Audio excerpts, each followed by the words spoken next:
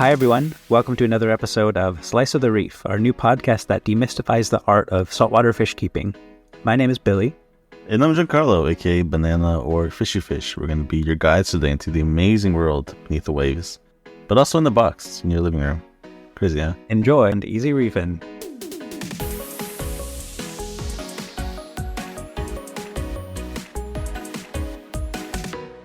Hello, everyone. Welcome to another live recording of the Slice of the Reef live podcast. This is episode 6, Advanced Fish Keeping. My name is Billy. My name is Giancarlo /Banana/Fishy Fish. When he has to fill out his name on forums, it takes him a very long time. Exactly what I put down. His real name is long, and then he has 5 other names. And no middle name does, so it works out. Oh my god. Saves space on them. My middle name is Banana. How's your tank doing? Oh my god, my tank is... I finally figured out why my meat coral, my brains are not happy. I caught my coco damsel red-handed, just straight up picking at the well soles or the trackies. The moment they puffed up, it would go over there, nip at it until they closed up again, and then swim away. It was, he's a menace. He's a straight menace. So I put in a fish trap. I put 3 scollies in there as bait to kind of get him to go into the fish trap. So now the next few days / hours are going to be waiting for him to go in and trying to take him out. You baited it with scollies? That's very expensive bait. It's all the bait. It's either I bait it with scollies or I leave the scollies out and let them die anyways. So I'd rather use them as bait. Are they having issues, or are they just like less fluffy than normal? They're less fluffy. My tracheies are not inflating at all, and my endophilia hasn't been inflating at all either. And I've noticed that the correlation between it not puffing up is kind of close to the fact that the damsel has made a cave near where the endophilia is. He's gardening. Gardening, yeah, creative gardening, garden somewhere else. Well, that's fine. Okay, here's the question: If you buy an endophilia from Indonesia, do they call it an Indo? An Indo. It's an Indo squared. Oh, yeah, that makes sense. Yeah, it comes out in the shape of a square. Oh god, dude, a square button coral would be cool. Square meat coral. Square watermelons. Why can't you square button coral? My tank was thriving and still is thriving, but when I was showing you my return pump yesterday, I forgot to go back in and reset it so the plumbing was correct, so it was too low. And of course, the one night I leave it too low in the tank, the overflow starts to either clog or slow up. So I woke up this morning, there was like 10 gallons of water on my floor. That's not that much water. That's like 2 buckets. But you know, the thing about water is it gets everywhere. It spreads. Yeah. It's coarse, it's irritating, it gets everywhere. It's everywhere. We're about to get sued again. Oh, that's sand. Oh yeah. So I currently have, and my dryer's not working, so I can soak up the water, but then I can't dry out the towels to use them again. So there's still like a little bit of water. My fish and coral seem to be fine. Oh, I did lose 1 damsel, I think, because the O2 levels dropped. I'm so jealous. You should try doing my way. Tanking my O2 to kill damsel. Yeah, you said you caught him red-handed, but you didn't actually catch him. You just saw him. No, I just saw him. Yeah, good luck catching. Small damsel. This is the problem with a bigger tank. You can have all the fish you want, but when you want to catch a fish, it's a much harder time. Especially a damsel. And we're going to talk a little bit about that too. Yeah. But first, local events wise, our farmers market took place last Saturday, so 3 days ago. It was a much smaller one than normal, just because they had a different venue and the summer events were a lot quieter, but I ended up learning a lot. I met Steve Garrett from Garrett's Acropolis. He taught me about German digitata, all the different colors. I bought like a really cool Gorgonian from him and a tabling acro, and what else did I get? Oh, and I got a lace coral, which was dumb because those are not photosynthetic, but they looked cool. They're not photosynthetic. Yeah, but when you said it last week, I didn't listen to you. So yes, lace coral. Oh, it's a good decoration, that too. Yeah. It's a very pretty tiny frag of dead calcium carbonate. But yeah, that was really fun. And the next one I think is in a couple months in LA. So hopefully I'll see people there. Yeah, drive to LA is not far. Yeah. If there's traffic, yes. But if there's no traffic, it's like 45 minutes to an hour. That's not bad. I thought Cali was a lot bigger than that. Well, it depends because LA is like 16 different counties glommed together. So it depends on where in LA you have to go. But the place in LA that I have to go normally is Santa Monica, and that is close. Fair? That's fair. Yeah. Nothing happens around me, so we have no local events. Did you see a deer or something? No, actually, I saw a possum laying on the side of the road. Oh. I thought it was dead, but it was moving around, so it's like the most reefing related thing / not reefing related at all. But Well- I've seen there's not much stuff going on in the Chicago area. My fox face plays dead. That reminds me, I have to return him because he's really big now. I'll Oof. return him today. Wow. Feeding Got him fish. I got him at like 1 inch and he grew really fast. Fish grow fast. People underestimate it. They're like, oh, it's okay. I'll buy this 2-inch tank and I'll hold on to it. And in 15 years, when it gets 3 inches, I'll return it. Nah, dude. Yeah. Shit's getting big in a year. Give it a year. Give it a few months. You're going to be dealing with like a 4-inch tank. Fish grow fast. In the wild, fish have to grow fast. Otherwise, they get eaten small. Yeah, go big or go home, or go to death. That's what they say. Go big or go to death. Go big or get eaten. Yeah, there we go. That's it. All right. I like go to death better.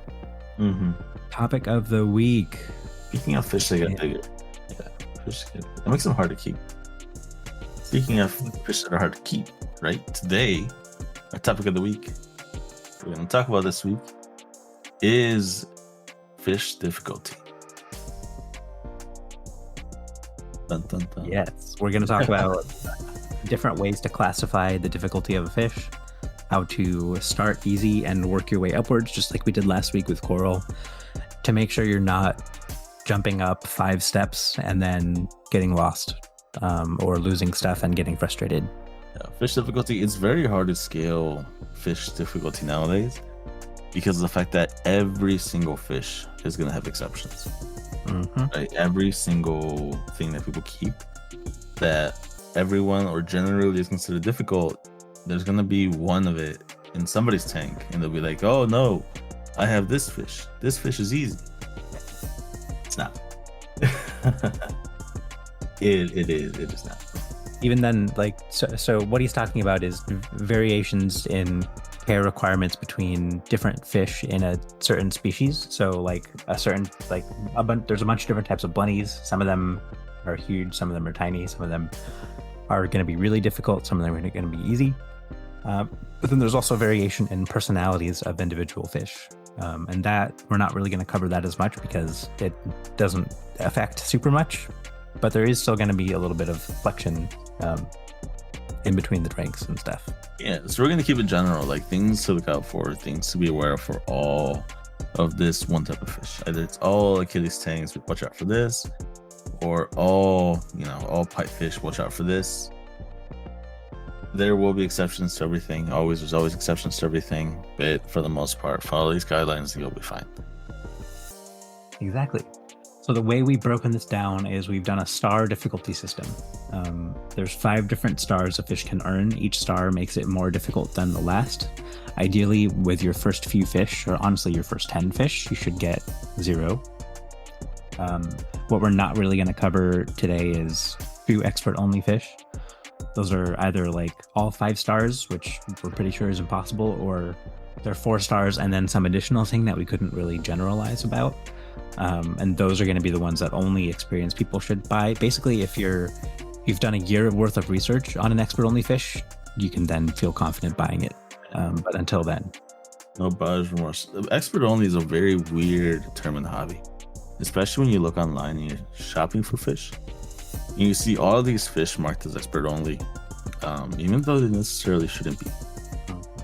Right now, the thing is, when you got to keep in mind when you're buying fish online, vendors will mark fish as expert only if they think they're gonna do bad during shipping, because they want to minimize the number of DOAs that they get.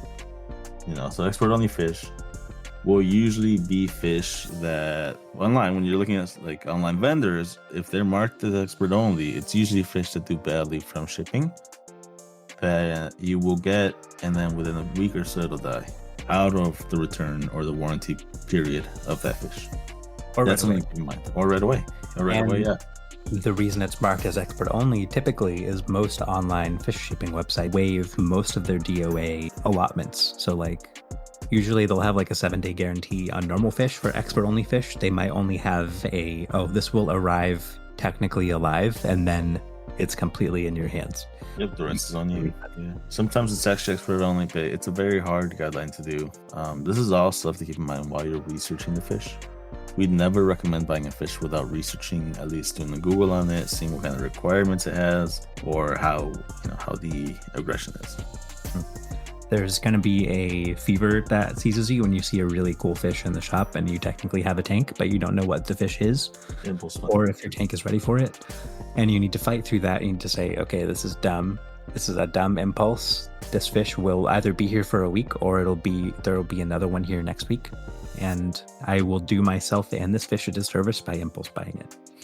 And I say this because I've totally done it and I don't recommend it. But unless you're buying fish that are like usually worth a couple thousand, but you're only getting for $1,000 it's gonna be the fish that you're gonna want to impulse buy are fish that are gonna come in frequently.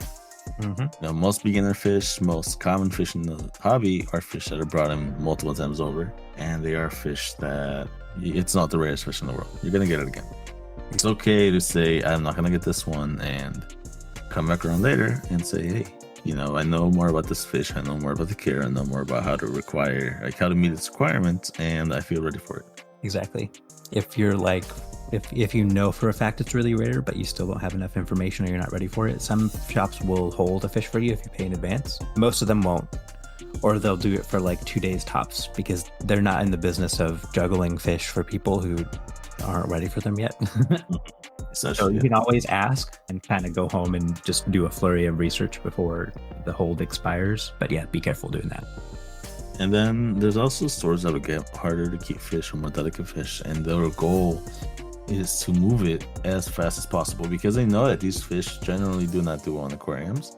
And so they would much rather the fish die in the customer's tank after they've gotten their money than to die in the shop. That's also something to keep an eye out for. It's a very cynical industry. It is very, very cynical. Just assume that you want the healthiest fish. Assume that you want the best information you can on the fish before you buy the actual fish. And don't trust what the LFS does. Our first star is... I want to make a note that we're rating difficulty, but this doesn't include dangerous fish. That's a whole nother care requirement that's more of a precaution prevention. That doesn't really factor into how difficult it is to actually keep a fish. Yeah, as long as you're careful and you wear gloves and stuff, those fish are not as like that doesn't really factor into the difficulty. You just have to be a little bit not dumb about it, and don't buy a blue ring octopus because that will just straight up kill you. Very bad idea. Very bad idea. Whew. All right, let's get to it. It's a 5-star system. The way that we're gonna work is with 5 stars. Essentially, the more stars that a fish has, the more difficult that it is to keep. There's not really a no-star fish. There are no-star fish, but in the end, most fish will meet one of the stars. I don't think so. You don't think so? You don't think there's a no-star fish? No, I think like a lawnmower bunny. Yeah. Would be 0. Yeah. But even then, there's exceptions like aggression. If you buy 5 lawnmower bunnies and put them in one tank, you're gonna have aggression. They're gonna set up territories and fight each other. The exception. But yeah, let's start walking through the different... Let's go through... So the 5 stars are how prone they are to diseases, their specific feedings, how they react to shipping, their aggression, and if they have any environmental requirements. So we're going to go through one at a time. You give some examples of every fish. Not of every fish, of some fish in every category. So disease prone can either be really quick, bad, virulent diseases or just like longer term afflictions that will make them lower lifespan or just lower, like higher maintenance in general. So chromis, even though they're usually regarded as like a beginner fish, they come in really, they usually come in with illness and it gets worse over time because people who buy chromis don't know how to treat them because they think they're beginner fish. Excuse me. Achilles tangs, you can talk about that, Banana. Yeah, Achilles tangs are tangs, I guess. Achilles tangs are tangs.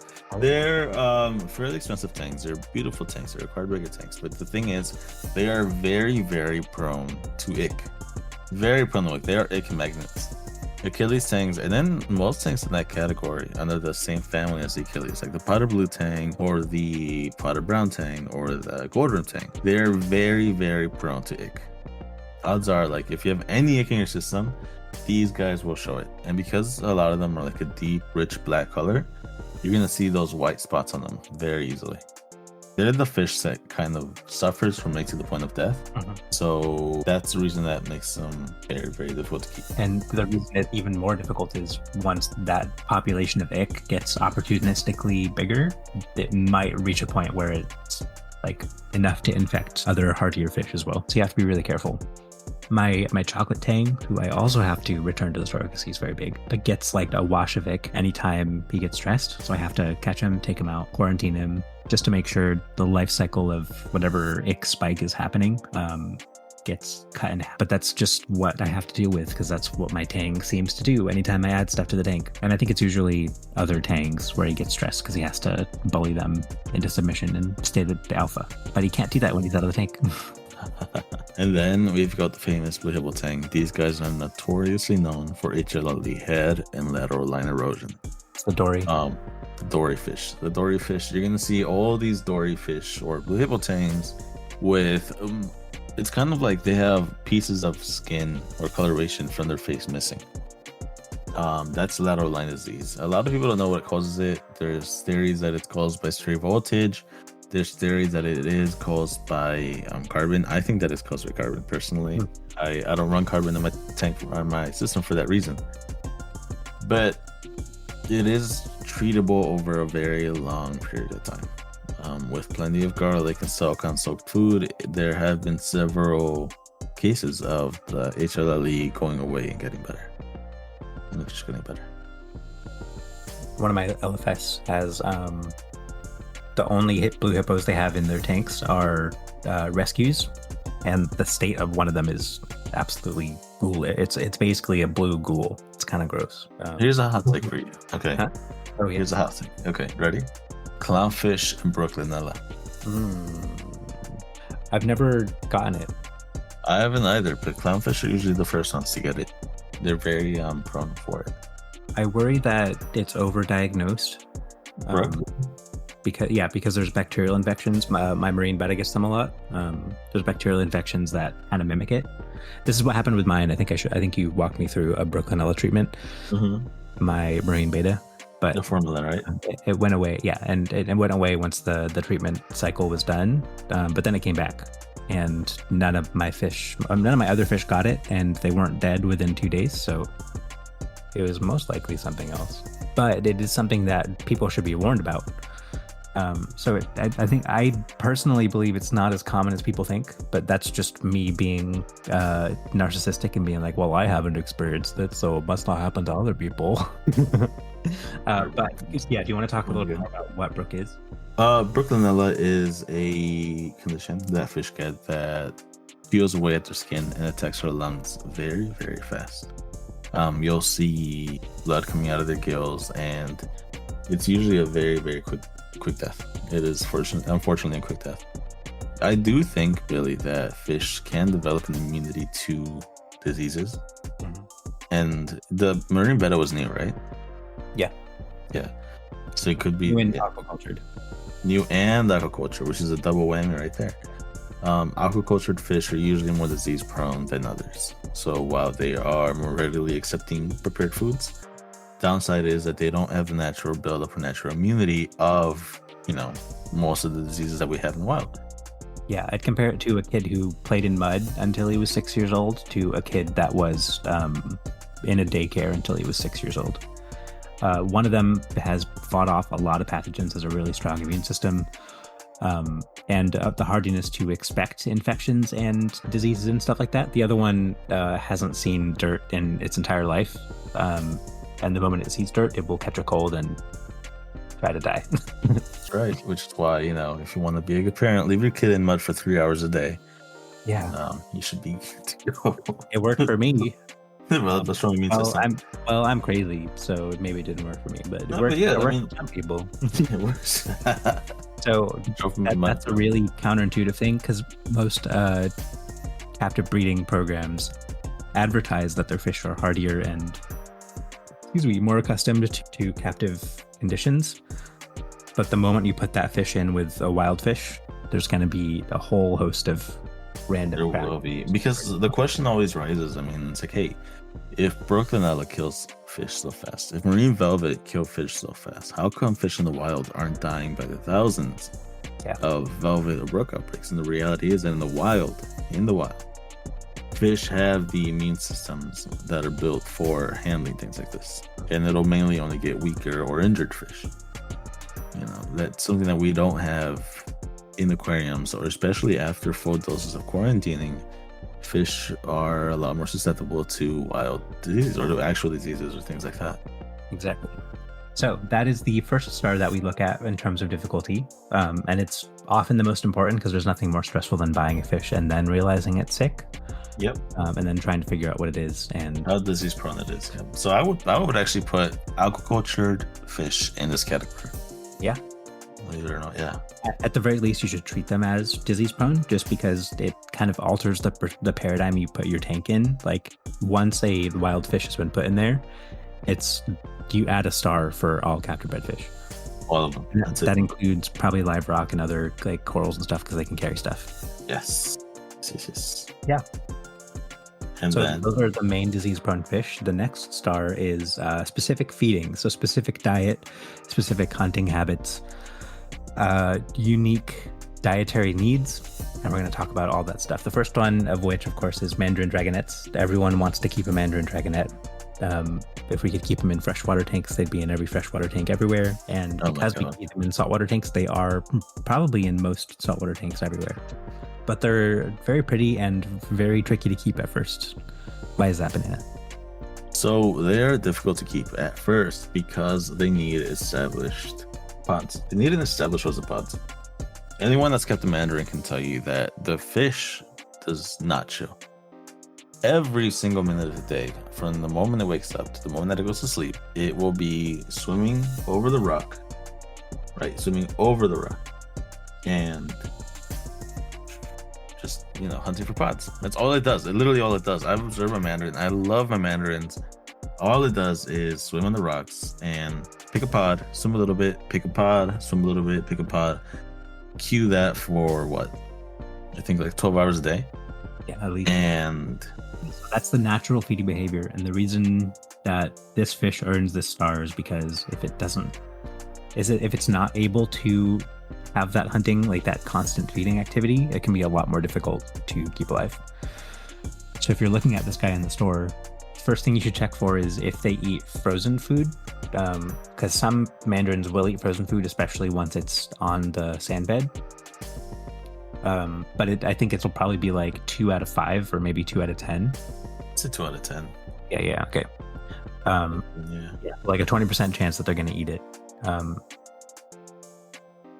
And then once they're home, of course, you have to make sure that they replicate that behavior. And you should still, if you intend to get a mandarin, even if you manage to find one that does eat frozen food, you should establish copepods in your tank so that it has that backup food source. Once in your tank, here's another thing. You should make sure to target feed it because it's not a very active feeder, obviously, because it's like passively feeding all the time. So if you drop a cube of frozen food into your tank, none of that is going to reach the mandarin. It's gonna get hungry. Have you had a captive bred before, a captive bred mandarin? I have I've had several mandarins. I have had 2 captive bred mandarins. They both died within a week. Oh man. But then every mandarin I've had long term has been like months. The mandarins that I have now are wild caught. They weren't captive bred. And they're doing just fine. But did they eat frozen in the? Yeah, they don't. They don't. One of them did, but that fish ended up dying out. Yeah, no, they've all eaten pods, just nonstop pods, man. I'm telling you, swim pod, swim pod, swim pod. All they do their entire life, just swim a little bit, pick a pod. This goes the same for scooter blennies or things like rainsford gobies.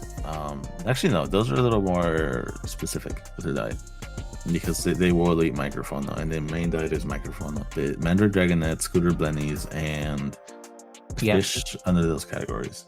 There's variations within this star even, because again, this is a complicated hobby, but for the sake of our 5-star system, mandarins and like rainford gobies and even boxfish are at a similar level in terms of feeding difficulty. Yeah. What's difficult about cowfish and boxfish? Cowfish and boxfish are very, very picky with their food. Essentially, that's it. They need things like cowfish and boxfish, things like maraschietals, fish of those categories. They are very, very prone to not eating. It's essentially that's it. They require very, very specific foods. Seahorses, Anthias, they require a team meal. They require established tanks as well. Otherwise, they will starve out. They need to be fed multiple times a day. And again, fish that you normally see just swimming, eating, are a little more difficult to keep for that reason. Dwarf lionfish is also on this list, mostly because they come in from the wild, obviously because they're invasive. Like, why would anyone ever have to breed them? They come in from the wild and they are predators, so they usually will only go after live food at first. So here's the thing with predators, right? And the cool thing with them is a lot of the times in the aquarium hobby, right, saltwater especially, predatory fish are very susceptible to thiaminase poisoning. Thiaminase, it's an enzyme that breaks down vitamin B1, which is thiamine. And so if the concentration of thiaminase gets too high, it creates a vitamin deficiency in fish. So you'll have lionfish, you'll have, predatory fish, sharks as well. And they're fed mainly, fish that are high in thiaminase. This will cause health issues down the road. It's a reason why predatory fish are kept and they'll be alive for like a year and then they all die out. Wow. It's because, they usually get fatty liver disease. So it's good to know which kinds of food you get to feed your fish that will, what kind of fish you get that will cause these kinds of problems in your fish. It's something a lot of people don't know about it, especially people that have predatory fish. Be really careful and research what you feed them, because most of the time they will buy a huge bucket, fill it with water, and just dump a bunch of predator fish in. That's the signature move of predatory fish keepers. Exactly. Lionfish, eels, rays, sharks, larger triggers. But that's the reason you'll see so many stories of them being kept for a year, and then after a year they die out. Is because of this specific thing. One thing I forgot to mention is baby brine shrimp is a really great kind of life hack for meeting this particular star requirement. Even for mandarin dragonettes, if you feed them enough, like over the course of a day, you're gonna have to basically hover feed them. But the baby brine shrimp are super rich in nutrients, at least for the first 24 hours. So it can be a way to help certain picky fish, mandarins, cowfish, sometimes even butterfly fish, to get them that initial buffer of nutrients that they need. Butterfly copperband butterfly fish. That's another one that's in the category. Yeah. That one is a 3-star at least, I think. And at least a 3-star, yeah. But we haven't covered the 3rd star yet. So do you want to talk about that one? The 3rd star that we have are fish that are difficult shippers. Fish that are very, very prone to not do well after shipping. And the reason this is because at some point between the fish in the wild, where the fish where it's being held, and the fish getting to you, it will go through some form of shipping. Either from shipping from the wholesaler to the LFS, from the LFS to, you, or if you shop online for fish, from them to you.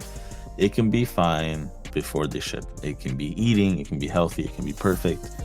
But these fish are notoriously known to not last very well during it. One of the biggest ones is a leopard wrasse. So many people order leopard wrasse after leopard wrasse after leopard wrasse. It'll swim for a week and just die out. If that. And that's because these guys are very bad shippers. We still don't know what makes them bad shippers. The theory is, or I have a theory, that it could be due to the fact that the pressure that builds up in the shipping bag, when they fill the bag with water and then they put the fish in there, they stick it in and they pump it full of oxygen. I think the pressure buildup causes a bladder issue in the fish. That's my theory, though. It's not confirmed. It's not tested. I haven't shipped 100 fish and then tested it out afterwards. But I think that could be one of the issues. Leopard wrasse tile fish. The radiant wrasse is another one. These are beautiful fish, gorgeous fish. Coyotes are a type of leopard wrasse that are fairly expensive, but they are very bad shipping. I'm talking about every 20, 30 that is imported or that's brought in, maybe 1 or 2 will survive. Leopard wrasses in general are at least a 4-star fish, I think, because not only do they not ship well, but they're also prone to disease. They have very specific feeding needs, and they have that we haven't talked about yet. Nope. But they're so pretty that people sometimes just kind of take the risk. Yeah. If you're gonna do it, don't. I think that's a good start to answer next star. way. Yeah, very true. Yeah, and that is before we go, difficult shipping and disease proneness are two different stars because we think they're two separate problems. Something like copper band, as far as we know, it's not usually dying to disease. It's dying to fish, to stress or injuries that it accrued during shipping that caused it to stop eating. And then it has health issues afterwards. So it has actually also have a thing where they'll hit their beak against the back while they're shipping. Oh yeah. And they'll come in with injured beaks and they don't really recover from that. Usually don't, yeah. Like having a broken jaw, but your jaw is 5 times longer than your current jaw. It sounds broken on half of your face. Yeah. Those are two distinct categories for a reason. All right. Next. And then, yeah, that's a good segue to the next one, actually. From the leopard wrasse, the 4-star would be the environmental requirements that a fish might have. And that could be anything like having a lid for fish that are very, very, very prone to jump, to having sand for wrasses, like the leopard wrasse. Tilefish are a fish that are they're difficult shippers. They have a bad reputation shipping, and they need a lid. Not recommended a lid. Not you should have a lid. You need a lid. If you don't have a lid, you will see your tilefish dry. Yeah, it will end up jerky soon. Yeah, tilefish jerky, and those are usually pretty expensive, so not worth it all. And you're killing fish despite being warned that they need a lid. Honestly, for any marine tank, I always recommend a lid, but I recommend a mesh. Any lid. Meshes are always better. I would still have my damsel if I didn't have glass blocks on top of my tank. So that sucks. Yep. I still have 5 blocks, but if a fish can jump, it will jump. I've had tanks. I had a tank jump actually, and it jumped pretty far. Fish will jump. It jumps and then it wiggles around. When I bought my first Melanurus wrasse, and this was back when I had a sand bed before I siphoned it out, the first 24 hours he was bashing his head against that lid. Not bashing, but he was trying to jump constantly. And if there was a little hole, or like if it was really big mesh, he would have found that hole and he would have died. Something that we didn't talk about is a tank size, which is a pretty big environmental requirement. Like groupers actually get pretty big. They come in so small, and I mean they get massive fast. I'm talking like a feet every year, a year and a half, and people don't think about that when they buy them. So you have these people that have little groupers, as you know, when it first start out. Groupers. I say groupers. Oh no, it's groupers. It's groupers. Listen, kid. English. No, they're groupers. It's groupers. It's groupers. I just like saying grouper better. It is kind of catchy, actually. They've been captive breeding panther groupers recently, and they look so cute because their fins are way too big for their body. So they have these big, they're always too big for their body, right? But when they're a baby, it's kind of accentuated.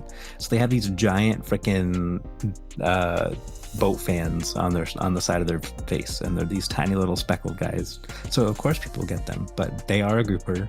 I think they're also prone to thiaminase poisoning, right? Because they're predators. Yeah, so.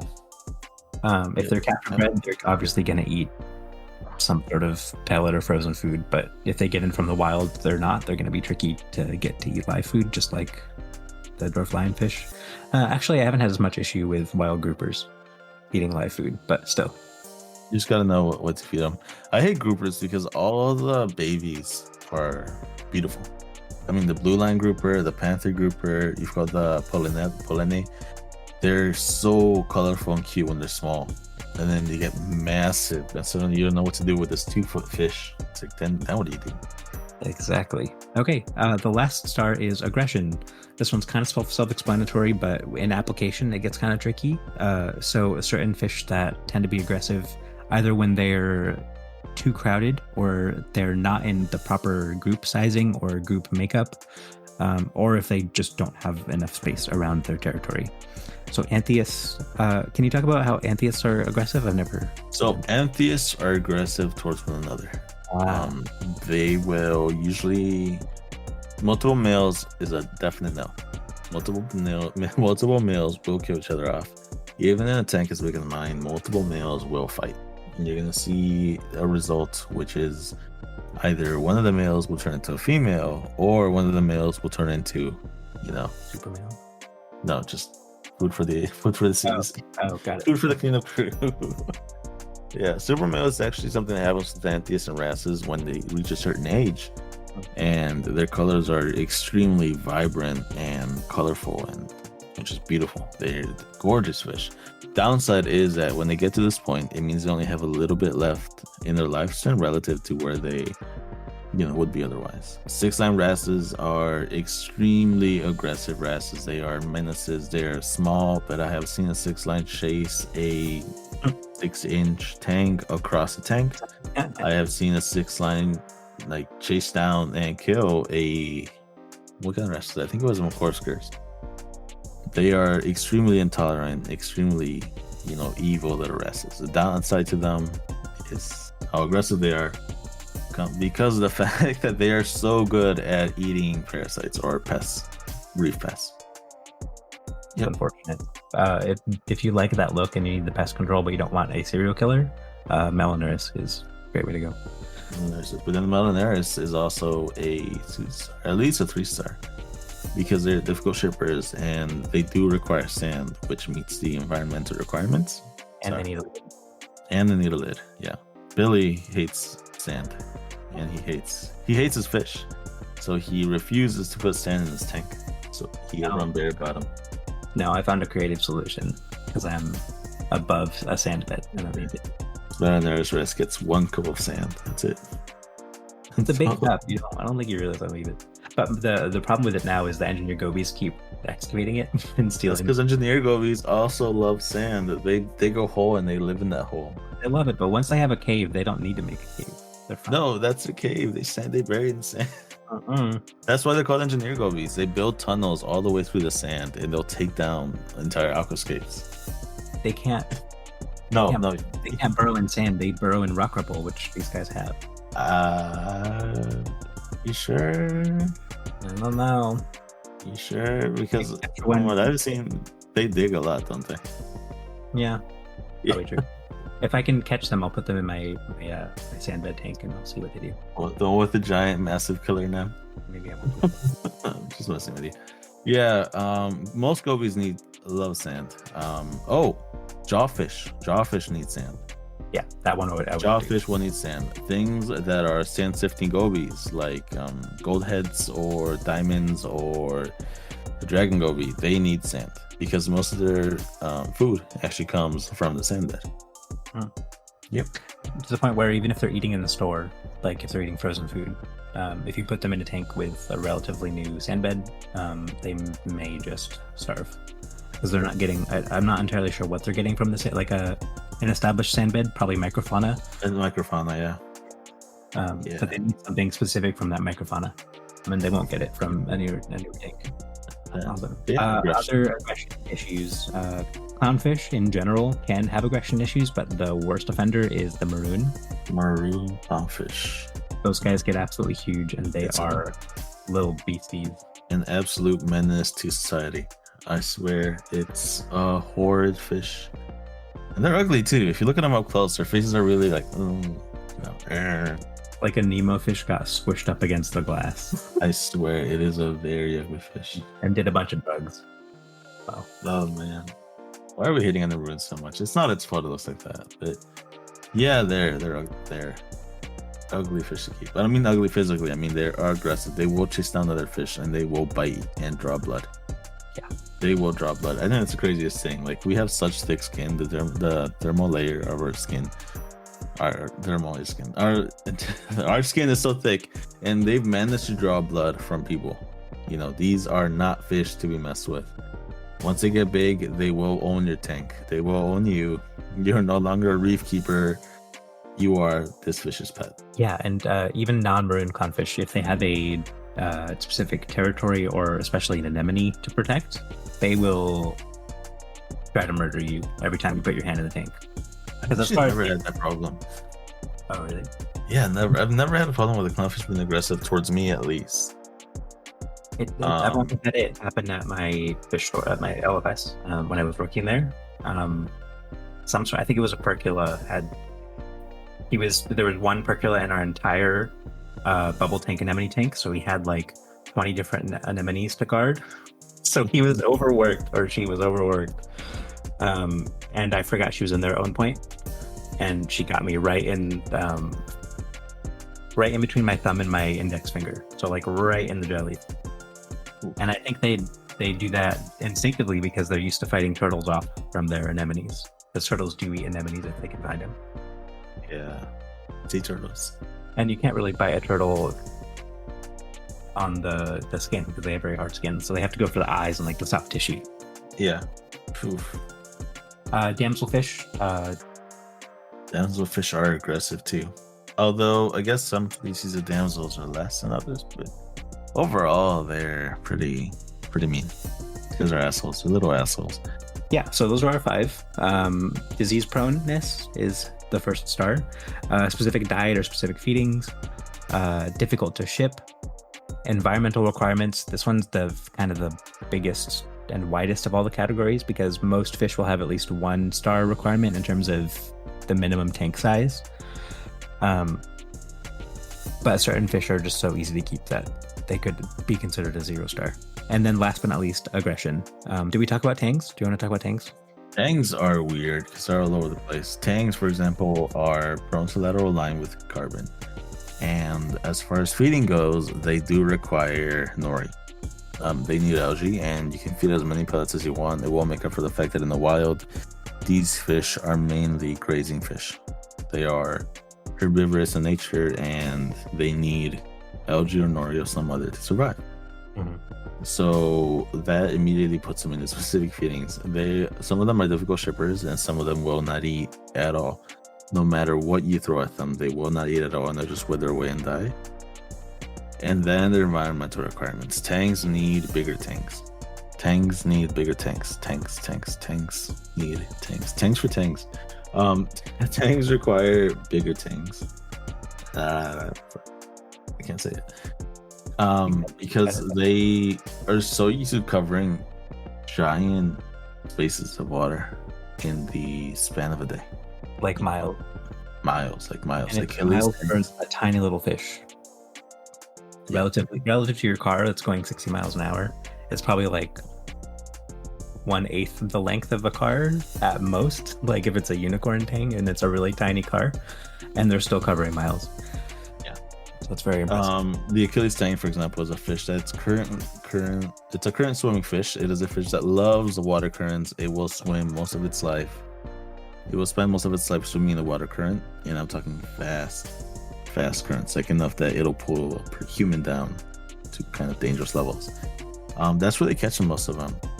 They catch a fair amount of them there, and that's not something that we can easily recreate in the hobby tank. You know, my Achilles tank, I see swimming back and forth, and personally, I think even my tank is a bit small for it, and that's a 300. I cringe every time I see one of these kept in a 40 or a 50 or a 60. It's very, very bad for the fish. Even my Tomini tang is in a 4-foot tank, and I still feel bad for him. Yeah. Bristle tooth tangs are a little easier because they mainly spend the time grazing on rocks, and they're not the kind of tanks that you'll see swimming out in the open frequently. Yeah, but Acanthurus, Zebrasoma, the other like bigger open water tangs. Yeah. Oh, and tang aggression. They are aggressive. Tangs are aggressive with one another. Another thing with the Achilles, actually, the Achilles tang is one of the most aggressive tangs there is. All tangs are aggressive to other fish of the same body shape. So zebrazomas, like the yellow tang, the purple tang, the jam, the black, and the not so much the sailfin, actually. That's the one exception. But they are generally aggressive to other fish of the same type. Yep. Yeah, and it that is mostly solved, I think, as long as you have the right amount of space and you introduce it in the right way. It can be done, but it is still tricky because they do have tiny little lizard brains when it comes to aggression, and it's not completely solved yet. But we might do an entire other episode on tangs just because they're amazing. Yeah, there's so much about them, and we could cover more about how to mitigate that aggression in that episode. 100%. Okay. And then fish. There's very rare 5-star fish out there. A lot of them are butterfly fish, actually, they're coralivores, but a very common one that you'll see is actually, believe it or not, the chromis.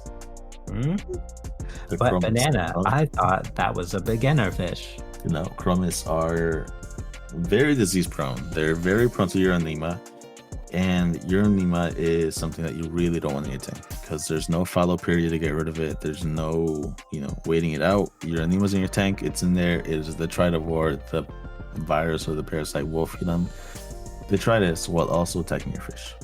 They are very, very specific with feedings, as in they need small foods that they can catch in the water column. Unlike other fish, they're not going to swim and pick at the sand bed for the food. They love meaty foods and they love pods as well. Actually, they're very terrible shippers, and most LFS will tell you that from the 50 that they order, they'll survive 70 of them. It's like a 70% survival from shipping. 7 out of 50 or 70 out of 70 out of 100.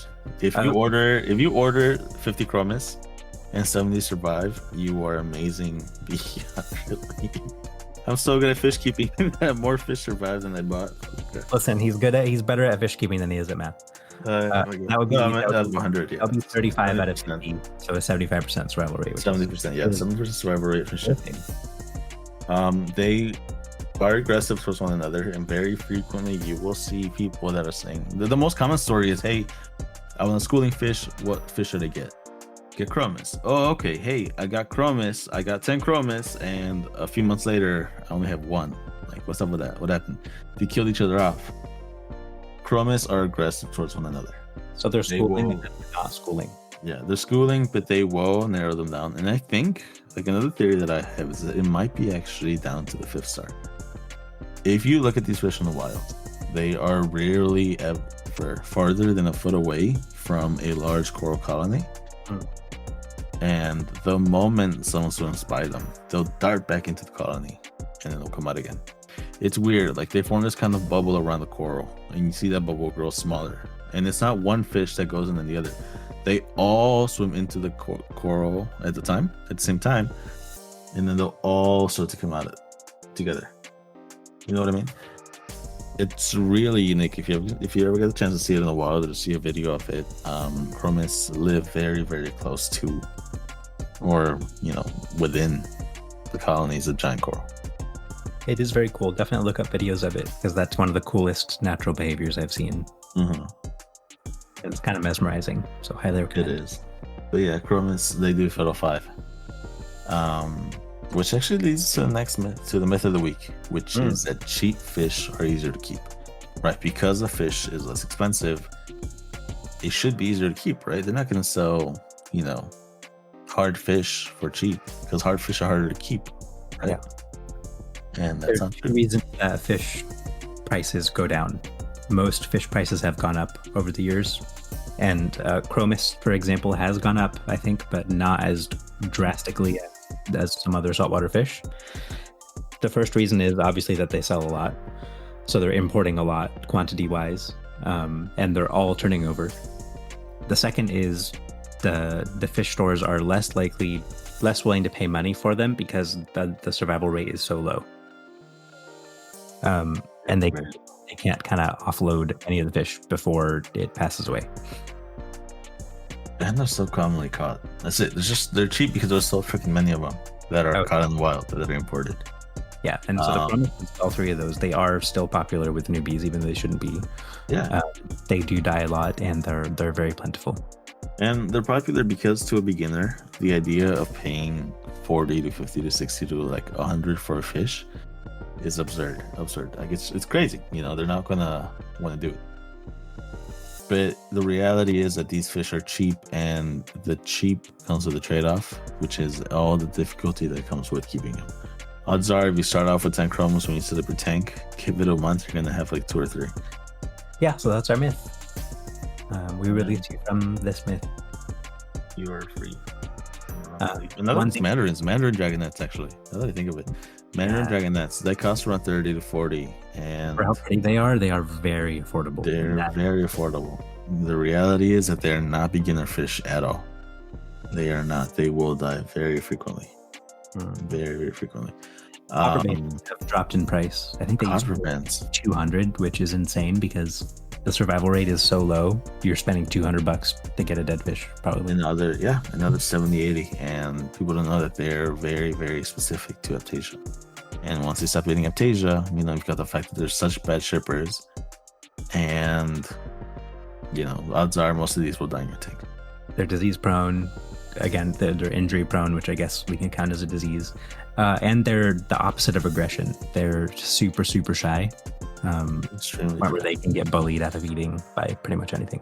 Anything that's faster than them will scare them. Yeah. They're very spooked. So yeah, that was it. It's a 3-star fish. At least. Yeah, at least a 3-star fish, yeah. But yeah, that's our scale. The more stars, the harder it is to keep, the more you gotta be careful for when you start out. And there's some very beginner fish out there too that are actually really good to keep. Oof. What's your favorite beginner fish? Like, what would you recommend to anyone? Anyone? The starry blenny. If you have the space for it, a starry blenny. That's our segue to the fish of the week. We're starting something now called Fish of the Week, where every week we're gonna have a fish, and that fish will be the fish of the week. That's it. That's it. Okay. That's all it is. Fish of the week is the starry blenny, right? Salarius ramosus is personally one of my favorite saltwater fish. It has so much personality to it. That's the biggest thing. What's up? It has eyebrows. It's like an eel. It has eyebrows. It has bushy eyebrows. Yeah, I used to have one I named Ceviche because it would sleep in my MP40s at night. And not at night, actually. When I turn off the pumps to feed, I would, before I turn it on, I would have to make sure that the starry blenny was out of the pump because it would make its home inside of them. So I named it Ceviche. You should have given him like an empty wet side, from an MP40, like 3D print a fake one, and give him that one. Like kind of how you get cats to get off of your keyboard by giving them a tiny one. A fake keyboard. He had 180 gallons worth of rock to swim into, and he occupied as much of it as he could. But he also wanted the MP40s, and it wasn't even one. It wasn't one specific MP40. He would go all the way to the left side, and he would go all the way to the right side, and he'd go all the way to the left side. It would alternate back and forth. Wow. There's no consistency. I love them. And the current one I have will swim to my hand, and it'll perch itself on my hand while I'm working on the tank. If I put it next to where its nest is, it will perch on the hand. And I don't know. I think it's just one of the fish that have the most personality in the hobby. Love you. Yeah, my recommendation for a beginner fish, not to take us away from the fish of the week, is the tail spot blenny. Tail spots as beginners. Yeah. You need an established tank. I would say the 2-star fish. Oh, that was the second fish I got, and it was pretty easy. In that case, what would I do instead? Clownfish or Salarius. Yeah, that one's kind of a no-brainer though. If you want to be a basic bitch, get clownfish. Yeah. Oh, Royal Grandma. Royal Grandma. Those are really good at beginners. Yeah. Those are really good. People say they're aggressive, but I've never seen aggression from any of mine, and I've probably kept like 3 or 4 over the years. I've noticed that when a fish gets close to where my Royal Grandma makes its nest, it'll open its mouth really wide. Yeah. Kind of like it's yawning, and it'll just hold it open until the fish backs away, and then it'll close it slowly. Yeah, that jawfish do the same thing, but they're not gonna like fight over their tank, over their crevice or cave. They will open their mouth, try to look bigger, and then if that doesn't work, they'll just give up. I wonder if that's due to the fact that they're being tank bred now. Ooh, maybe like being tank bred has caused them to be, less aggressive or more aggressive? Less aggressive. Oh. My jawfish, I had 2 of them in a 40-gallon. They were at opposite ends with a sand bed. Thank you. Oh, okay. I was gonna say. And occasionally, my engineer gobies liked to rotate around and change their burrows every now and then. So they'd basically chase the jawfish out of one burrow, and then they'd change it around. The jawfish would go to the other burrows. It would be like a constant rotation. And no one ever got hurt. Like no one ever looked stressed or anything. They just did a little dance. A little dance. Yeah, ring around the rosy. Back and forth, All right. Awesome. Nice. Next. One more thing that we're introducing, right? Aside from fish of the week, is a life hack of the week. Our second segment is Our second segment, yeah, life hack of the week. It's a tip of the week, right? So we've got myth of the week, we got the topic of the week, we got the myth of the week, the fish of the week, and then the life hack of the week. So TMFL. Yeah, we're just gonna find a bunch of stuff to talk about at the end of every episode. Everything. Yeah. This is the day of the week, and then what is this week's life hack of the week? Life hack of the week, and this is something that most reefers or saltwater fish keepers will encounter at some point or another, is bristle worms. If you get stung by a bristle worm, do not peel it off. Do not use tweezers. Don't try to scrape it off. Don't try to, put tape on it and try to pull them off in one go. Stick your hand in vinegar. 15 seconds. The bristle worms just melt right off. The bristles will just melt right off. You're not going to feel a thing. I promise you, it is the best cure for bristle worms. And once you're done using vinegar for that, you put it away and never use it on your reef tank ever again or for anything else. Because it's terrible and it kills your pumps. Yeah, don't wash yourself in vinegar. That's good. I've never actually been stung by one. I've never been stung by an anemone or a bristle worm, but I did get stung by a euphilia once because I had like scar tissue, like a little scar, because I have a badass life and sometimes my fingies get injured. And so that's the only time I've ever really felt it. So I'm kind of blessed. Okay. Yeah. So that's the life hack of the week. Jot that down, and we're going to go into Q&A, I believe, right? Yeah. Do you have any questions for today? Yes, we do. Most of them are flaming me for not having a sand bed. I agree with all of them. Ginks asks, what about a rock rubble bed? That is what I would recommend. I would recommend for anyone who doesn't want to take care of a pet sand bed but has burrowers. It depends on what kind of burrowers you want to keep. So for like a pistol shrimp, they're actually not very strong. They will move stuff that you couldn't imagine them being able to move, but they do have limits. So for pistol shrimp and probably jawfish, I would do rock rubble mixed in with special grade, or like reef sand, like just the bigger, blockier sand. But if you don't have any burrowers at all, you can either go no sand bed or I wouldn't recommend it for chorus wrasses though, because chorus wrasses like to dive into the sand bed. That's why I gave mine a little cup to aim for. Sometimes he misses, which you aim for it. He's dive bombing the glass. I don't know. He's dive bombing. Oh, the glass. He's dive bombing the bottom of the tank. Oh my god. Sometimes he'll hide in the sand that the engineer gobies have stolen. Yeah. And he's learned not to bash his head against it. So I wouldn't recommend rock rubble for chorus wrasses or any wrasse or jawfish or pistol shrimp, just because they're not strong enough. For those guys, I would either do a combo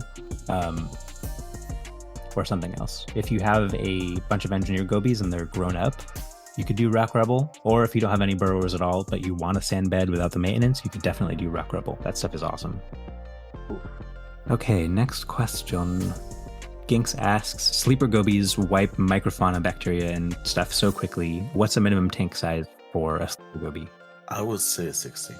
Is there like a duration you would aim for, like to wait before you get one? I would wait for sleeper gobies. I would wait about half a year. Honestly, half a year.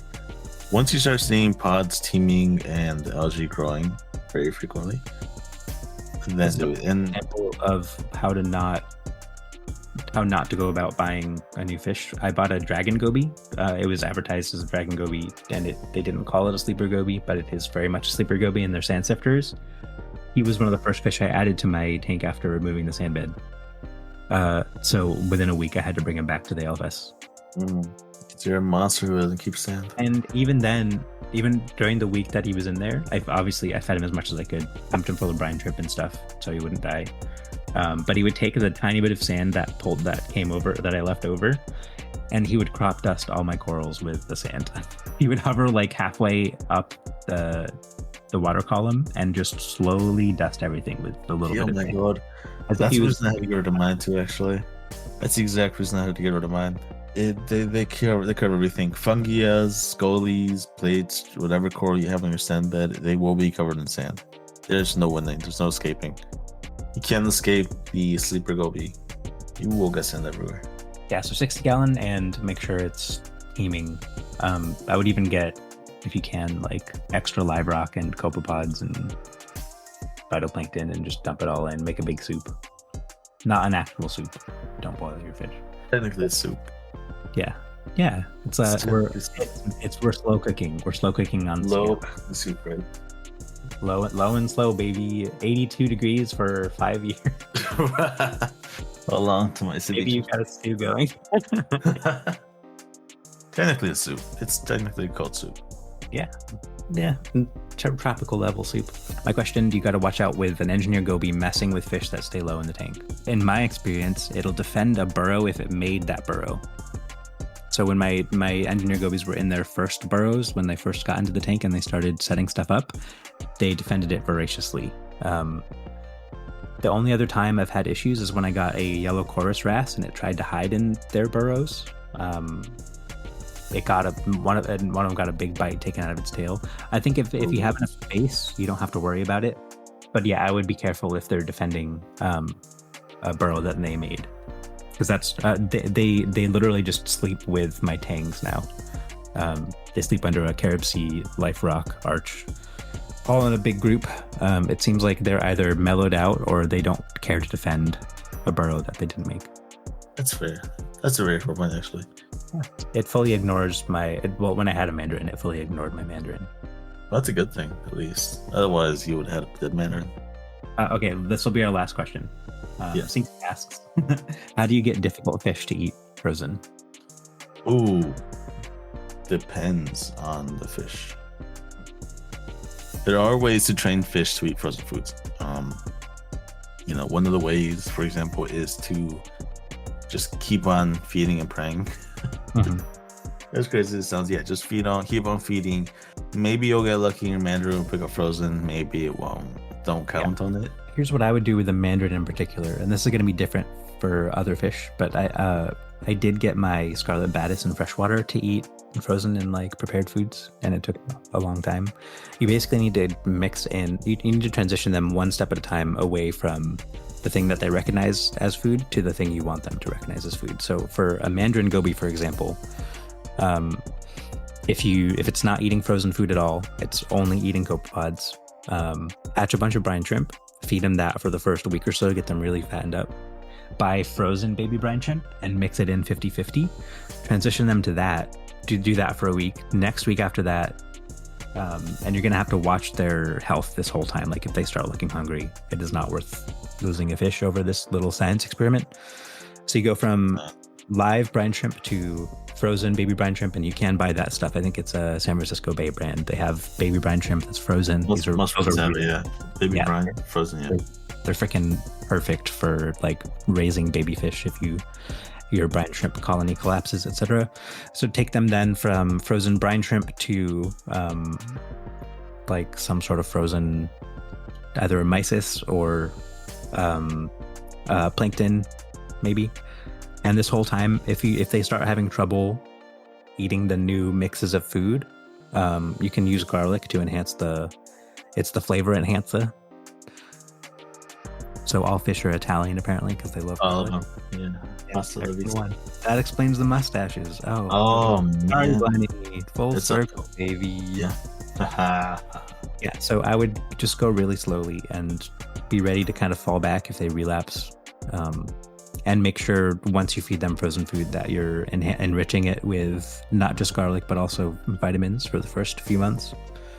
Because you are kind of engineering a fish to do something it's not supposed to do. And therein lies nutrition risks.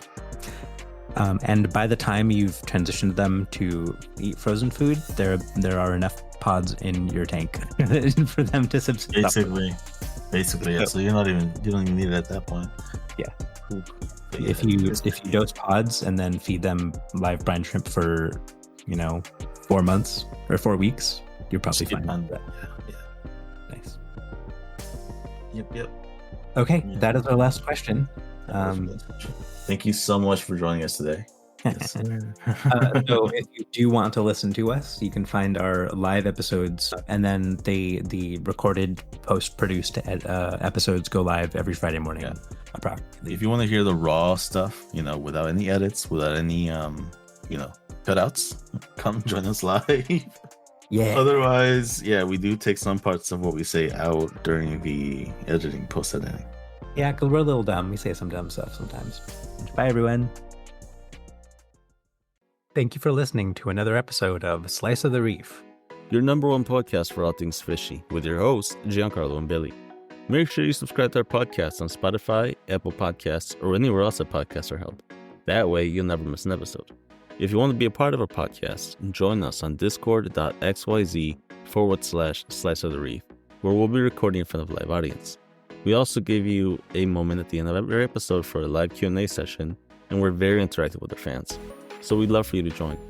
You can also check out our website for articles, guides, calculators, and information on our upcoming episodes at sliceofthereef.org. Hope to see you guys soon. Farewell and easy reefing.